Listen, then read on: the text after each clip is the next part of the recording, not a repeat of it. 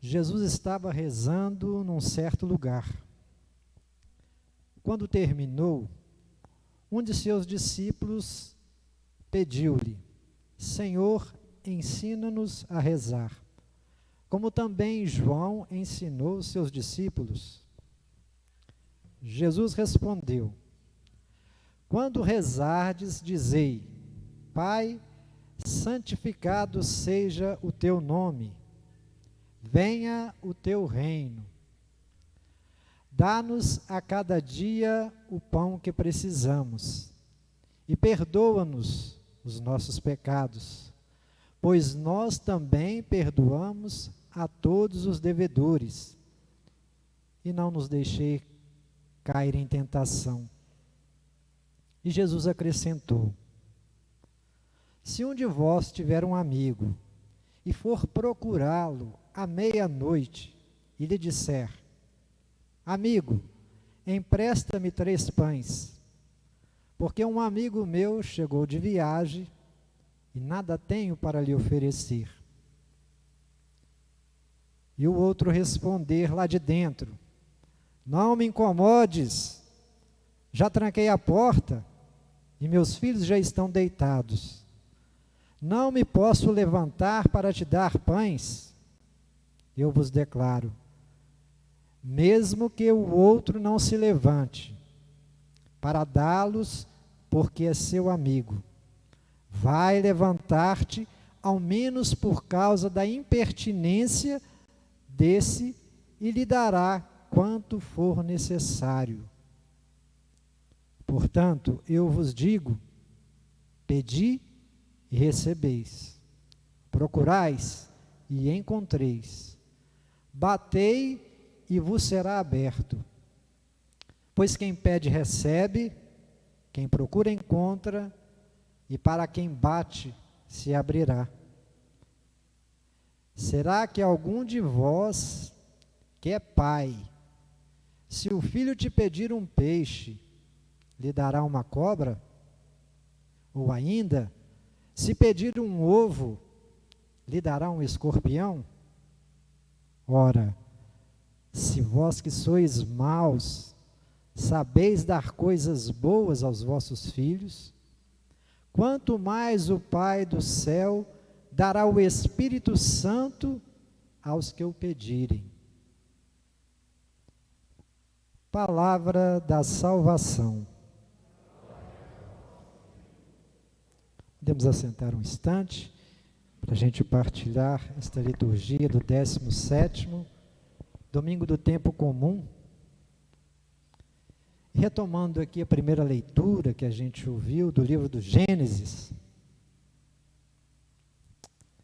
Que coisa interessante. Não sei se vocês conhecem bem a história de Abraão. Quem conhece? Sim, fez um bom estudo a respeito deste homem da Bíblia. Eu não posso me esquecer do meu primeiro querigma, quando eu participei da comunidade Nova Aliança. E quando você chega lá, a primeira coisa que vai fazer é um estudo que chama querigma, que significa o primeiro anúncio. E é justamente nesse início do livro de Gênesis que a gente pega a caminhada deste homem, que recebe o chamado de Deus para fazer algo, porém Deus apenas chama, não dá nenhuma dica, não fala o que é, para onde é, e esse homem prontamente começa a seguir a ordem, o chamado de Deus. E tal amizade se cria entre este homem e Deus, que nessa leitura a gente pode perceber isso. Perceberam? Que grande intercessor Abraão se tornou? Quando Deus fala com ele: olha, o clamor desse povo chegou aos meus ouvidos. E é preciso verificar o que está acontecendo. Porque se realmente isso é verdade, eu vou destruir essa cidade. O que Abraão fez? Senhor, mas o Senhor vai destruir? E os justos vão sofrer tanto quanto os ímpios? E começa a interceder. Olha que homem que tem fé e tem intimidade com Deus para dizer: Senhor, se tiver 50 justos, o Senhor vai destruir? O Senhor é justo. Aí Deus de lá pensa assim: se tiver 50, eu não vou destruir, não.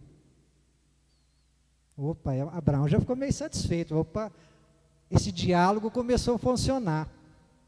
E vai diminuindo, né, esse número para ver aonde Deus chega.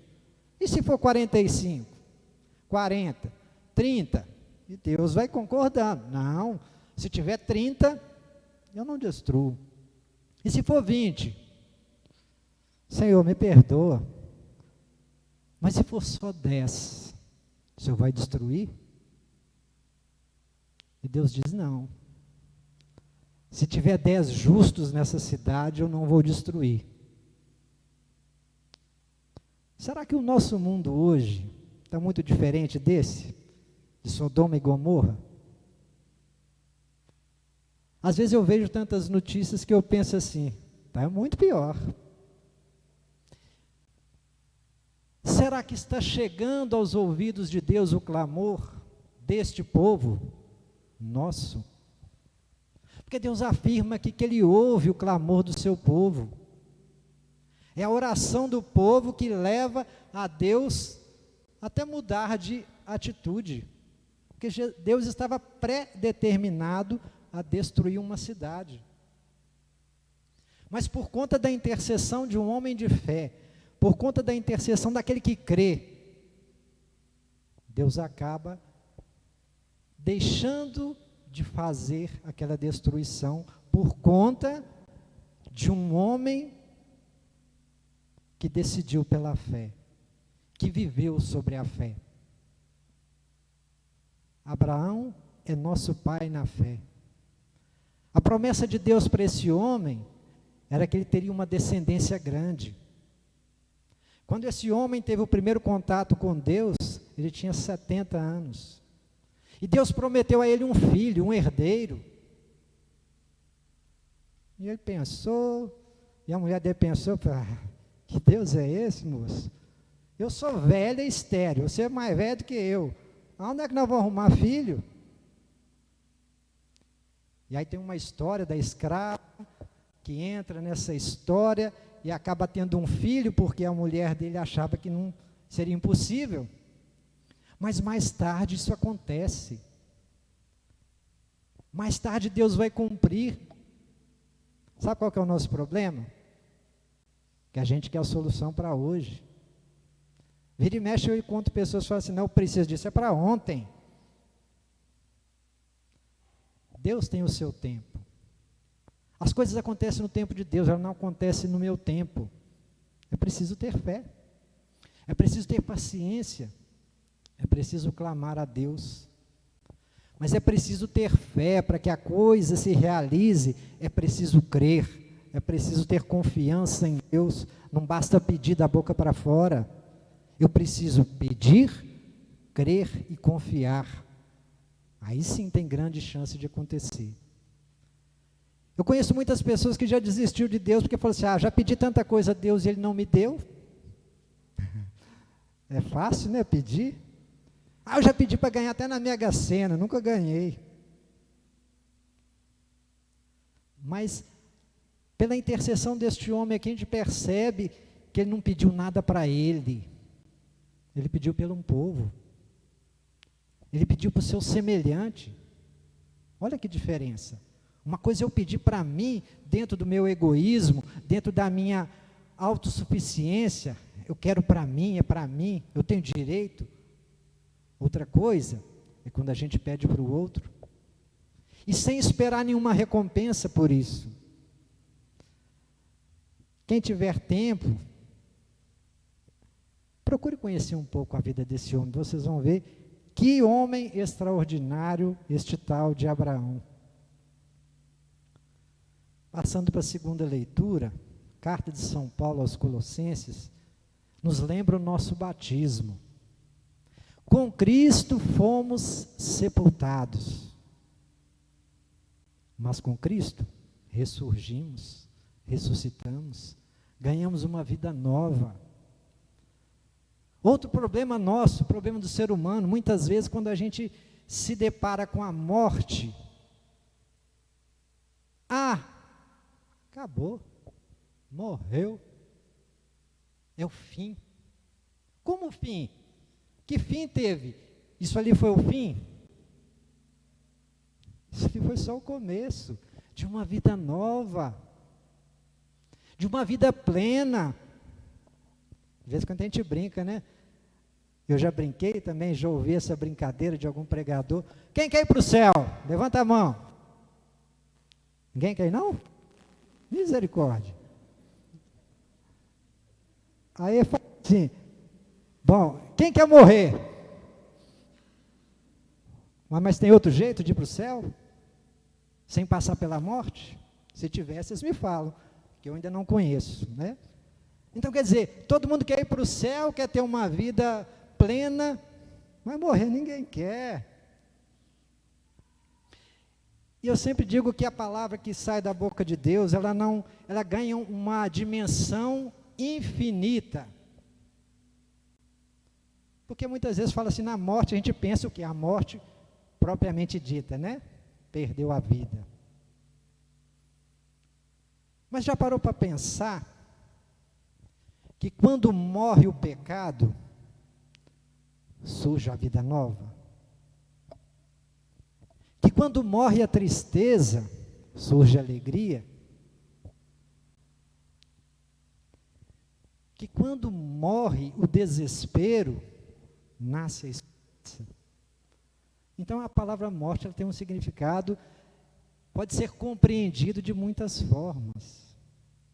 A morte de Jesus não foi o fim, ali não acabou nada.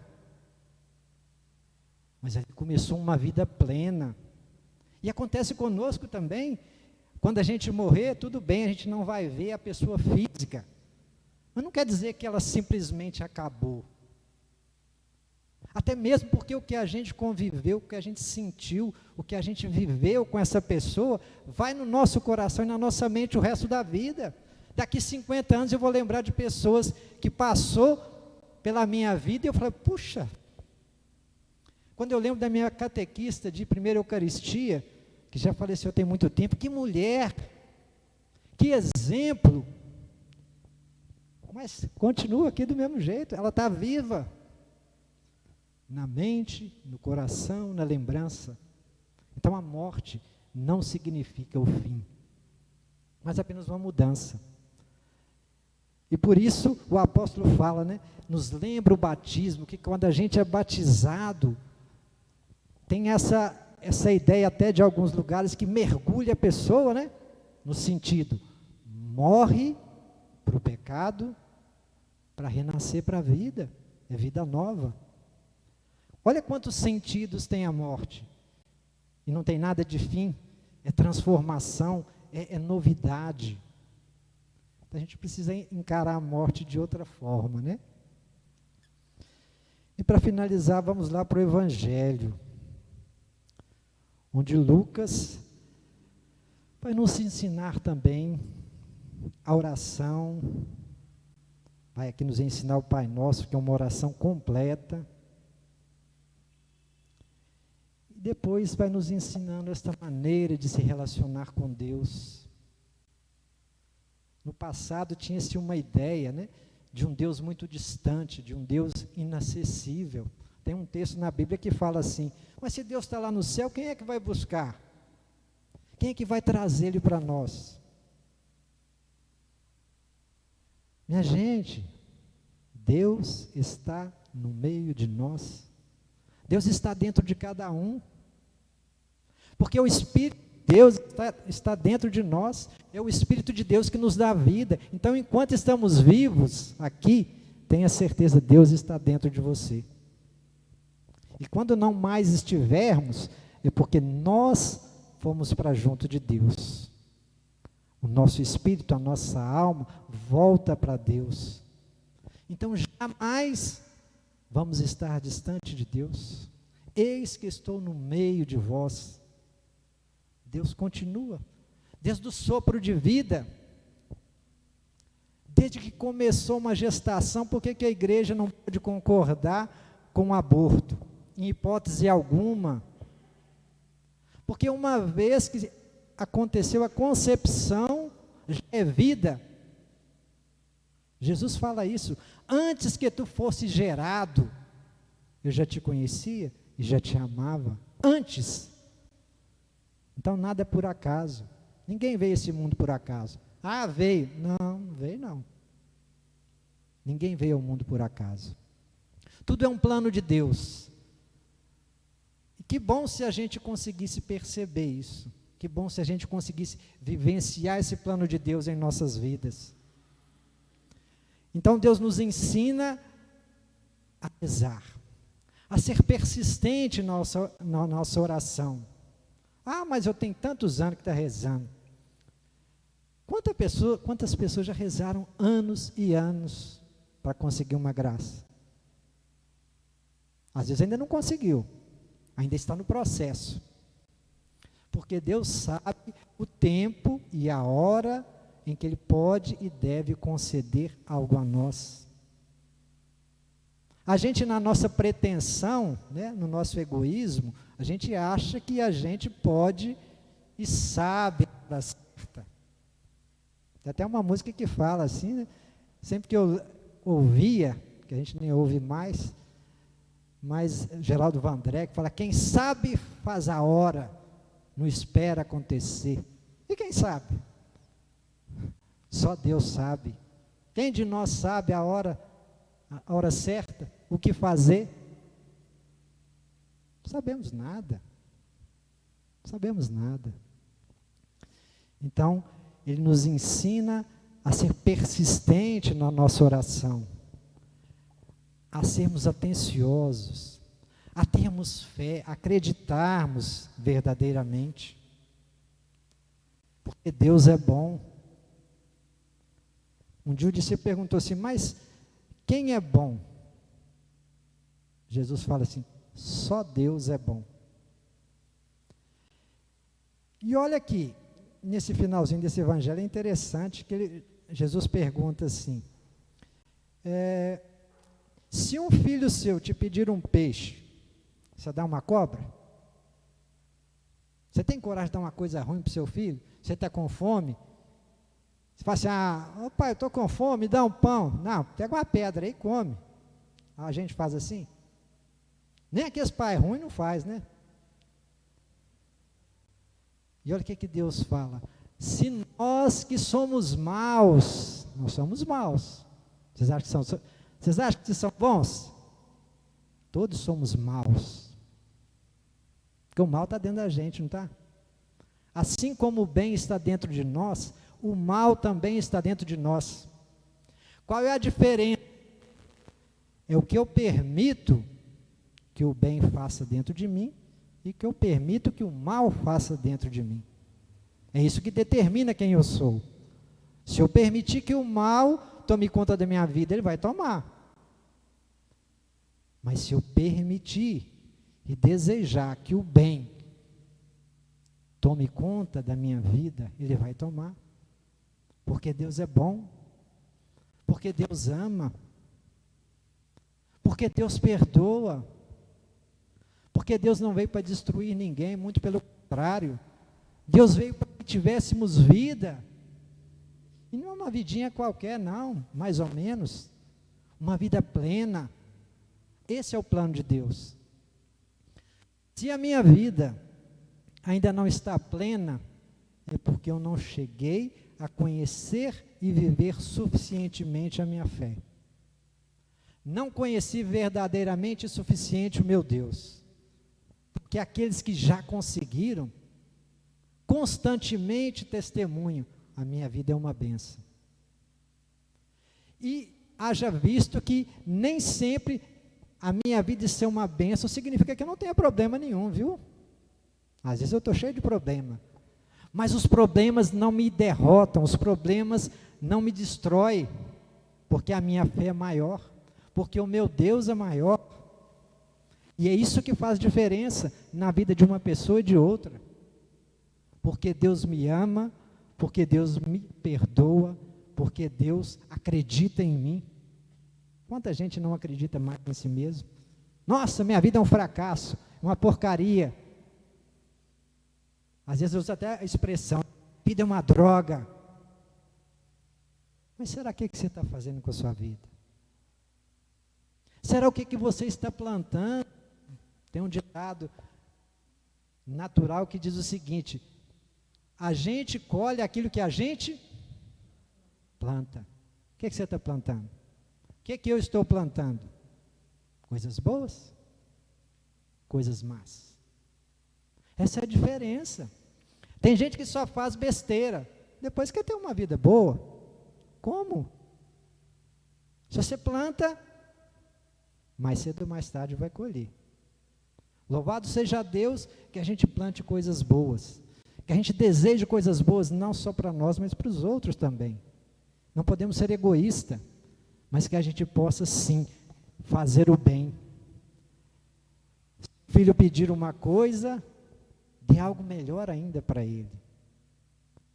Jamais distrate o seu filho, jamais abandone o seu filho, sua filha. Eles precisam da gente.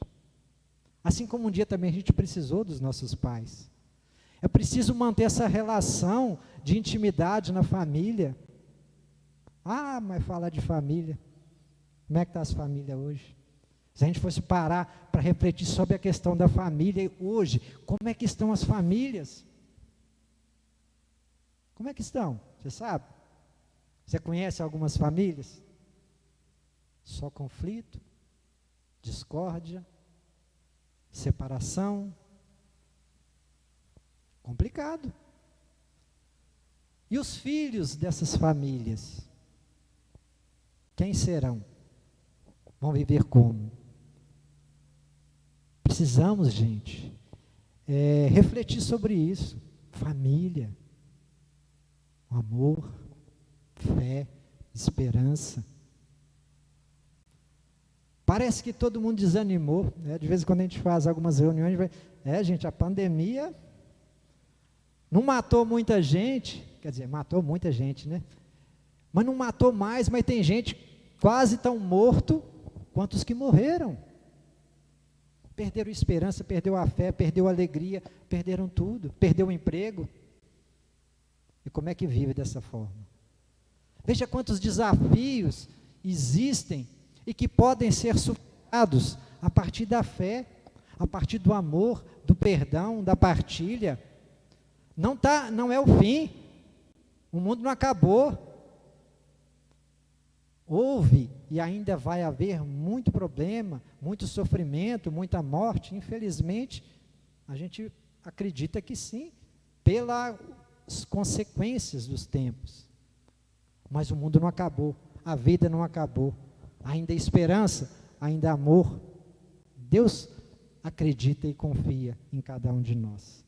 Deus espera que a gente possa mudar de vida, começar um processo verdadeiro de conversão, para que a gente possa transformar este mundo num mundo melhor. Quem não quer um mundo melhor? Todo mundo não quer? Mas já parou para perguntar o que eu faço para que esse mundo seja melhor? Eu estou bem, né?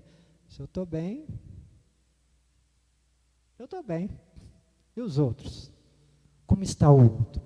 Será que eu me preocupo com o outro? Então Deus nos chama a fazer essa reflexão. Que nós também podemos ser um dia bom, justo, correto. É o que Deus deseja para cada um de nós, é o que Deus espera de cada um de nós. Amém? Falei bastante, né? Louvado seja o nosso Senhor Jesus Cristo.